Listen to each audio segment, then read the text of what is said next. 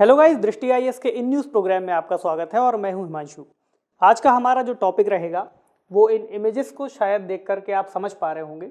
ये उत्तराखंड में कल के दिन आई एक आपदा से संबंधित है और हम इस पूरे टॉपिक में समझेंगे कि उत्तराखंड में किस तरह की स्थितियाँ कल के दिन बनी और क्या हालात रहे, और अगर इससे संबंधित कोई सवाल एग्जाम्स में बन सकता है तो हम कैसे उसका एक अच्छा उत्तर लिख पाएंगे। ओवरऑल हम इस पूरे टॉपिक को डिस्कस करते हैं और सबसे पहले खबर को देखते हैं जो द हिंदू से ली गई है और खबर में लिखा हुआ है Uttarakhand glacier burst expert point to climate change impact. यानी उत्तराखंड में ग्लेशियर फटने की जो घटना हुई है उससे किस तरीके का इम्पैक्ट पड़ा है इस पूरी खबर में हम समझेंगे।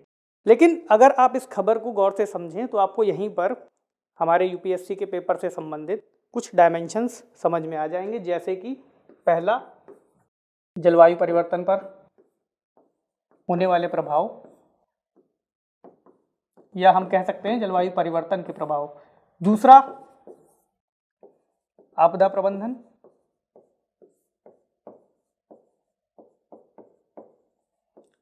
बहरहाल दो टॉपिक्स यहाँ पर डायरेक्टली इससे रिलेट करते हैं। अब हम बात करते हैं इस खबर से जुड़े डायमेंशंस की, यानी हम किस आधार पर पूरी खबर को विस्तार से समझेंगे। तो इसमें खबरों में क्यों है पूरी बात को समझेंगे कि क्या घटना हुई है, किस तरीके से उत्तराखंड के हालात बिगड़े थे। उत्तराखंड में आई आपदा और इसके संभावित कारणों की एक बार पड़ताल करेंगे और आगे देखेंगे इसके इम्पैक्ट्स को कि इससे किस तरीके के उत्तराखंड के लिए या पर्यावरण पर इसके किस तरीके के प्रभाव हो सकते हैं। इसके बाद देखेंगे उत्तराखंड में जो बाढ़ की स्थितियां हमें देखने को मिली हैं तो वो किन किन नदियों से संबंधित है और उसका एक पूरा ड्रेनेज सिस्टम या एक तरह से अपवाह तंत्र हम वहाँ का समझेंगे। क्या किया जाए, यानी वे फॉरवर्ड क्या हो सकता है, आगे की राह क्या हो सकती है, और एक सवाल जो मेंस बेस्ड रहेगा। क्योंकि टॉपिक आपदा प्रबंधन से सबसे ज़्यादा रिलेट करता है तो मेंस में पूछे जाने की संभावना सबसे ज़्यादा होती है, तो इस हिसाब से हम इसको समझेंगे। बढ़ते हैं टॉपिक की तरफ और समझते हैं कि खबरों में क्यों है। तो जैसा बताया कि उत्तराखंड में हिमस्खलन या ग्लेशियर फटने जैसी वजहों से आपदा की स्थितियां बनती हुई दिखी। ये कल की घटना है।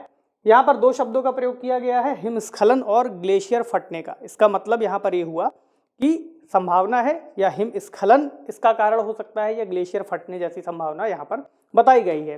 तो पूरे टॉपिक पर अभी हम विस्तार से इसके बारे में बात करेंगे कारणों में। इसका प्रभाव क्या हुआ, चमोली जिले के तपोवन और रैनी क्षेत्र को सबसे ज़्यादा नुकसान इस घटना के दौरान हुआ है।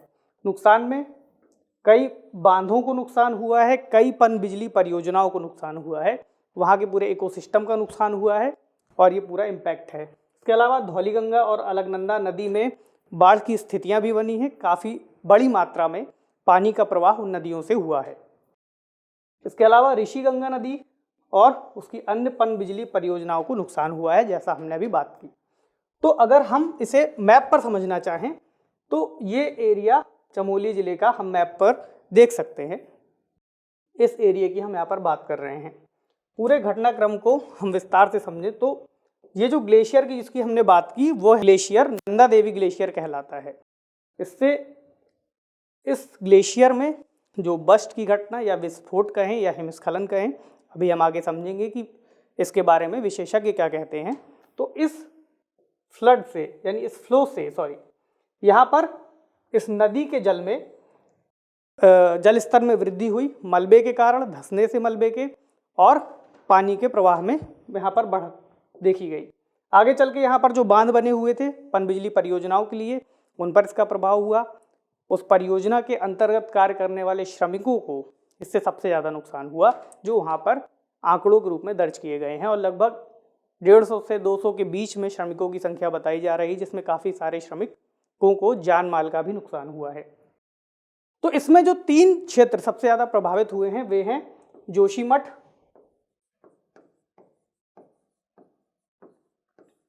तपोवन और चमोली।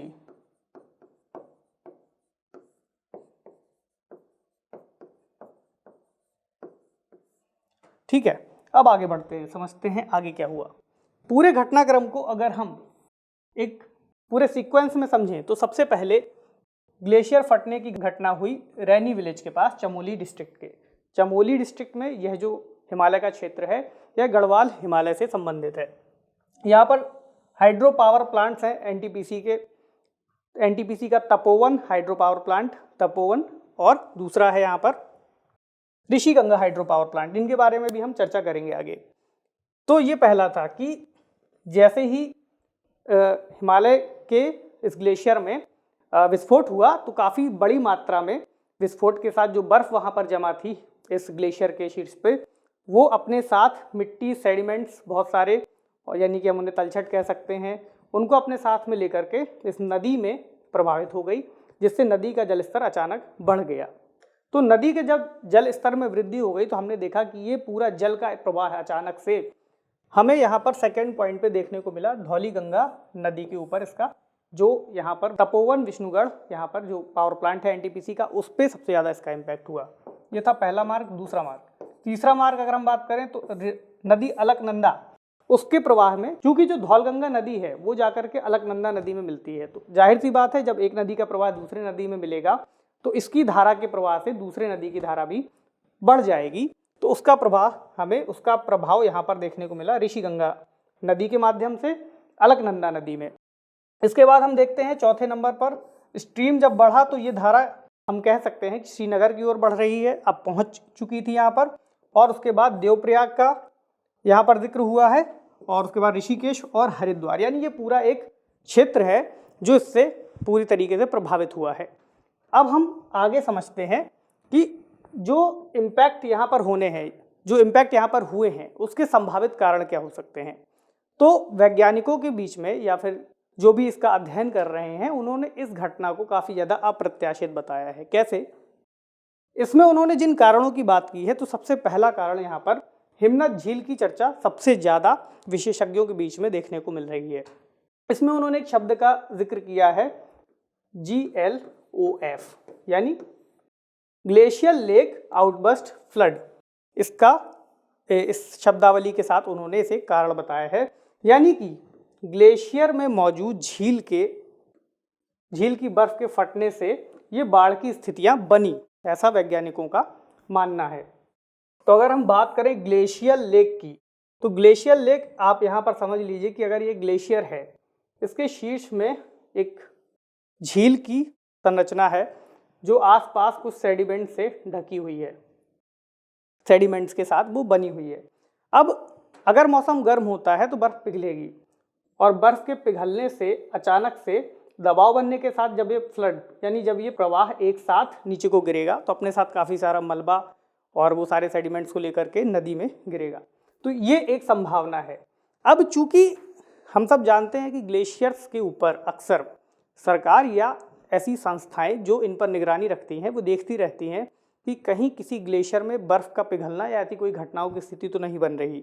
तो यहाँ पर जब उन्होंने सैटेलाइट इमेजेस और बाकी चीज़ों को देखा तो समझ में आया कि शायद यहाँ पर ऐसी कोई झील की संरचना नहीं दिखी। लेकिन यहीं पर एक पॉइंट ये भी वैज्ञानिकों का मानना है कि शायद यहाँ पर एक अन्य संरचना का निर्माण हुआ जो ग्लेशियर के अंदर मौजूद थी। ये क्या होता है? देखिए गाइस, ग्लेशियर की संरचना ऐसी होती है जो समय के साथ बढ़ती और घटती रहती है, यानी आगे भी बढ़ सकता है, पीछे भी घट सकता है। इसको आप ऐसे समझिए कि अगर ग्लेशियर जम रहा है तो पानी जब जमेगा बर्फ़ में तो ग्लेशियर बढ़ता जाएगा, वहीं अगर ग्लेशियर का पिघलना शुरू हो चुका है तो ग्लेशियर पीछे हटेगा। इस बीच में इनके बीच में एक पैकेट के रूप में अक्सर झीलों का निर्माण हो जाता है। तो वैज्ञानिकों का ऐसा मानना है कि शायद एक अंदर इसके एक झील का निर्माण हो सकता है जिसकी वजह से यहाँ पर पानी का प्रवाह बढ़ा।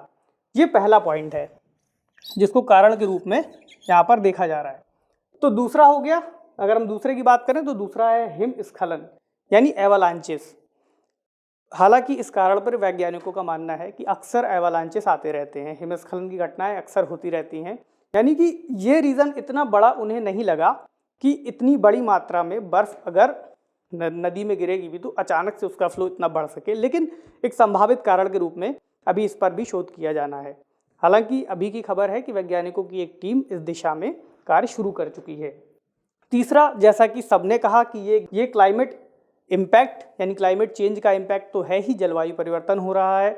कहीं पर अचानक से बहुत ज़्यादा तापमान का बढ़ना, कहीं तापमान का घटना, ये दोनों स्थितियां हमें देखने को मिल रही हैं वर्तमान दौर में। इसके अलावा जो डेवलपमेंट के प्रोजेक्ट्स गवर्नमेंट चलाती है या फिर जो भी विकास कार्य, जैसे कि अगर हम बात करें पनबिजली परियोजना की, वहाँ पर पनबिजली परियोजना को बनाने के लिए बड़े बड़े डैम्स का निर्माण किया जाता है। इन डैम्स के निर्माण में बड़ी मात्रा में संभावना है पेड़ काटे जाएं। पेड़ों की जड़ों, अक्सर पेड़ों की जड़ें मिट्टी को पकड़ के रखती हैं। अगर पेड़ काट दिए जाएंगे, पेड़ों की जड़ें जो मिट्टी को पकड़ के रखती हैं, पानी को अपने पास बनाए रखती हैं, तो इसकी वजह से मिट्टी का कटाव बढ़ जाता है, जो भूस्खलन की एक बड़ी वजह है, जैसी आपदा हमने पिछली बार उत्तराखंड में देखी थी। तो यहाँ पर एक संभावना निर्माण कार्यों की भी वैज्ञानिकों ने जताई है। तो देखेंगे रिपोर्ट्स आने पर कि क्या रीज़न इसका माना गया है। अब बात करें अगर इसके इम्पैक्ट की, तो सबसे पहला तो यही कि जब सेडिमेंट्स या फिर जो पदार्थ हैं वो अगर नदी में गिरते हैं मिट्टी के साथ मिलकर के, बहुत सारे चट्टान के पत्थर, छोटे छोटे टुकड़े, वो अगर मिट्टी में गिरेंगे तो अचानक से नदी का प्रवाह बढ़ेगा। उसकी वजह से क्या, बाढ़ जैसी स्थितियाँ। उससे सबसे ज़्यादा नुकसान जो आसपास लोग कार्य कर रहे हैं परियोजनाओं में जुड़े, हमने इस घटना के दौरान भी देखा कि जो लोग सबसे ज़्यादा नुकसान, जो श्रमिक वहाँ पर कार्य कर रहे थे उनको ही हुआ, जान माल का नुकसान उठाना पड़ा। दूसरा, जैसे जो भी पनबिजली परियोजनाएं हैं, अगर वे बड़ी हैं, जाहिर सी बात ये परियोजनाएं भी काफ़ी बड़ी थी, तो इनको अगर यहाँ पर नुकसान हुआ है तो ये परियोजनाएं अपने आप में इनका जो टारगेट था उससे लेट हो जाएंगी, उससे काफ़ी ज़्यादा दिनों बाद पूरी हो पाएंगी। तो इससे जो ऊर्जा सुरक्षा हम पाना चाहते हैं उसमें देरी होगी। इसके अलावा जो डेवलपमेंट के प्रोजेक्ट्स हैं उनमें व्यवधान पड़ेगा, वे उनमें रुकावट आएगी और वे अपने समय से पूरे नहीं हो पाएंगे। तीसरा पॉइंट ये था। चौथा, पारिस्थितिकी तंत्र को नुकसान। बहुत सारे जीव जंतु, बहुत सारे पशु पक्षी जो आसपास वहाँ पर रहते होंगे, पूरा एक इकोसिस्टम होगा, वो अपने आप में इससे बर्बाद हुआ है। तो ऐसी चैलेंजेस हमें ओवरऑल देखने को मिलते हैं। ऐसी आपदाएं अपने आप में बहुत ख़राब होती हैं। और इसके अलावा जो उत्तराखंड के बाद जो भी नदियों का प्रवाह है वो उत्तर प्रदेश से होकर के गुजरता है, क्योंकि सारी नदियां लगभग गंगा नदी की सहायक नदियां हैं, तो वो एक बड़ी स्ट्रीम है जो उत्तर प्रदेश से होकर के जाएगी। तो उत्तर प्रदेश में गंगा नदी जिन जिन जिलों से होकर के गुजरती है उन जिलों में अपने आप में एक अलर्ट घोषित किया गया है और पहले से सुरक्षा के उपाय प्रबंध किए गए हैं। तो राज्यों को तैयारी करने में जो खर्च है वो एक यहाँ पर इसका एक इम्पैक्ट देखने को मिलता है हमें। आगे बात करें क्या किया जा सकता है, ये बहुत इंपॉर्टेंट होगा समझना। तो पर्वतीय क्षेत्रों में पारिस्थितिकी संतुलन को एड्रेस किया जाना बहुत ज़रूरी है। कोई भी बड़ी परियोजना अगर वहाँ पर शुरू की जाती है तो उसके लिए सबसे पहले एनवायरमेंटल एनालिसिस होना बहुत ज़रूरी है। हालांकि होता है, पेपरों में है, कई बार अक्सर भी होता भी है, ऐसी बात नहीं है, लेकिन उसको बहुत सही तरीके से और पर्यावरणविदों की चिंताओं को ध्यान में रखते हुए एनालाइज किया जाना चाहिए। दूसरा, पर्यावरण संरक्षण और विकास के मुद्दों को एड्रेस किया जाना चाहिए। जो भी जीव जंतु हैं उनको हमें ध्यान में रखना होगा। अगर कहीं पर ऐसे जीव जंतु मौजूद हैं जो शायद विलुप्ति के कगार पर हैं या क्रिटिकली इंडेंजर्ड हैं या इंडेंजर्ड हैं, उनको आगे जीवन में संभावना हो सकती है कि वे इससे और संकटग्रस्त हो जाएं, तो हमें ऐसी परियोजनाओं को हमें एनालिसिस करना होगा, कॉस्ट बेनिफिट एनालिसिस, कि ये आगे वाले समय में लाभकारी होंगी या नुकसानदायक होंगी। तीसरा, निर्माण कार्यों से पूर्व, जैसा हमने बात की, पर्यावरण अध्ययन। दूसरा, सैटेलाइट सर्वेज हम करा सकते हैं, कौन सा एरिया है, कितना डेंस है, कितने वन हैं, तो इस हिसाब से हम समझ सकते हैं। अगला, पर्यटन गतिविधियों का विनियमन यानी रेगुलेशन करें आप। अगर एक ऐसा क्षेत्र जो आपदा की वहाँ पर संभावनाएं ज़्यादा हों और वहाँ पर पर्यटन गतिविधियों को अगर बढ़ावा मिलता है, तो अगर कभी भूस्खलन, भूकंप या हिमस्खलन जैसी घटनाएं होती हैं तो वहाँ पर मौजूद लोगों को उससे सबसे ज़्यादा नुकसान होगा। ऐसे में अगर हम इस बात को के लिए पहले से सतर्क रहें कि आपदा संभावित क्षेत्रों में पर्यटन को कम से कम या फिर जितनी की आवश्यकता हो, एक एनालिसिस करके संभावनाओं को देखते हुए ही अनुमति दी जानी चाहिए। इससे भी जानमाल के नुकसान को शायद रोका जा सकेगा। आगे हम बात करते हैं बांध प्रबंधन की। तो जो भी डैम्स वहाँ पर बनाए जाते हैं परियोजनाओं के लिए, तो ये समझना बहुत ज़रूरी है कि बांध ऊर्जा सुरक्षा को सुनिश्चित करने के लिए बनाए जाते हैं। इसके अलावा अगर बांध मजबूत होंगे तो बांधों की मजबूती को ध्यान में रखते हुए परियोजनाओं को आगे बढ़ाना चाहिए, क्योंकि मजबूत बांध ही उस क्षेत्र में निवेश को बढ़ावा देने में आपकी मदद करने वाले हैं, सरकार की मदद करने वाले हैं। ऐसी परियोजनाएं, अगर मजबूत बांध के आसपास कोई भी विकास कार्य या परियोजनाएं शुरू की जाती हैं तो वो भी इससे प्रभावित होती हैं। इसी तरह राहत एवं बचाव कार्य को यहाँ पर सुनिश्चित किया जाएगा, आपदा प्रबंधन के हिस्सा। राहत एवं बचाव कार्य आपदा प्रबंधन का हिस्सा है। जाहिर सी बात है यहाँ पर राहत एवं बचाव कार्य में आपको 2-3 पॉइंट्स नोट कर लेने चाहिए। जैसे मैं यहाँ पर बताता हूँ, पहला तो अगर हम अंतर्राष्ट्रीय स्तर पर राहत एवं बचाव कार्यों से संबंधित, आपदा प्रबंधन से संबंधित समझौते की बात करें तो सबसे इम्पॉर्टेंट है, जो याद रखना चाहिए आपको, सेंडाई फ्रेमवर्क 2015 से 2030 का लक्ष्य। अगर आप इसे आंसर में लिखते हैं तो वो अपने आप में एक अच्छा उत्तर माना जाता है। पढ़िए आप सेंडाई फ्रेमवर्क को, मैं आपको यहीं पर छोड़ रहा हूँ, आप इसको अच्छे से पढ़िए, कमेंट बॉक्स में इसके बारे में बताइए। दूसरा है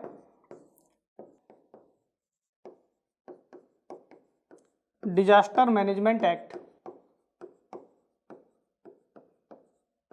2005, बहुत ज़रूरी है राष्ट्रीय स्तर पर, आपदा प्रबंधन अधिनियम 2005। तीसरा नेशनल डिजास्टर मैनेजमेंट अथॉरिटी, और चौथा NDRF national disaster response force. ये जो संस्थाएं हैं, एक अंतर्राष्ट्रीय स्तर पर, बाकी की 3 राष्ट्रीय स्तर पर। इसके अलावा राज्यों के पास भी अपने लेवल पर डिजास्टर मैनेजमेंट के लिए टीम्स होती हैं। इसके अलावा ITBP या अन्य फोर्सेस भी राहत कार्यों में, PAC है राज्य की, इस तरीके की संस्थाओं की मदद ली जाती है। तो अगर कभी प्रश्न आता है तो आप राहत कार्यों और बचाव कार्यों में इनका जिक्र कर सकते हैं अपने उत्तर लिखने में। तो गाइज ये था हमारा टॉपिक। इसके बाद हम इससे जुड़ा एक सवाल देख लेते हैं। सवाल क्या बन सकता है, एक मॉडल प्रश्न हम यहाँ पर डिस्कस कर लेते हैं। सवाल है, पर्वतीय क्षेत्रों में अक्सर देखी जाने वाली भूस्खलन, हिमस्खलन और भूकंप जैसी घटनाओं के कारण और प्रभावों की चर्चा कीजिए। उत्तराखंड में हाल ही में आई आपदा के संदर्भ में ऐसी आपदाओं को कम करने के लिए उपाय सुझाइए। तो ये प्रश्न है, इसे आप 250 शब्दों में इसका उत्तर देंगे। जो जो बातें हमने यहाँ पर, जो जो पॉइंट डिस्कस किए, आप कोशिश कीजिए कि उनके आधार पर ये पूरा क्वेश्चन आप डील करें। लास्ट में राहत एवं बचाव कार्यों के बारे में बताइए, किस तरीके से चलाए जाते हैं, एनालाइज करिए जितना टॉपिक यहाँ पर डिस्कस किया गया है। इसके अलावा इस टॉपिक में जो जो पॉइंट्स हैं, आप उनको, अगर यहाँ पर कुछ छूटे हैं, उनको मैप्स में जा करके देखिए। देखिए, पढ़ाई अपने आप में कोई भी चैप्टर अगर यहाँ छूटता है तो पूरा नहीं होगा कभी भी, जब तक आप उसे अपने लेवल पर पढ़ेंगे नहीं। तो गाइज जाइए और इससे रिलेटेड जो भी टॉपिक्स हैं या फिर जो भी अन्य संस्थाओं की मैंने यहाँ पर बात की, उनके बारे में पढ़िए, कमेंट सेक्शन में बताइए। प्लस इसके अलावा हमने यहाँ पर ग्लेशियर्स की चर्चा की है, तो इससे रिलेटेड एक अगला प्रोग्राम जो ग्लेशियर पर बेस्ड रहने वाला है, तो वो यहाँ पर आने वाला है, तो उसको भी इसके साथ रिलेट करके आप देख सकते हैं। तो गाइज ये था हमारा डिस्कशन आज का। आपसे मिलेंगे अगले प्रोग्राम में, तब तक के लिए पढ़ते रहिए, सेफ रहिए, शुक्रिया।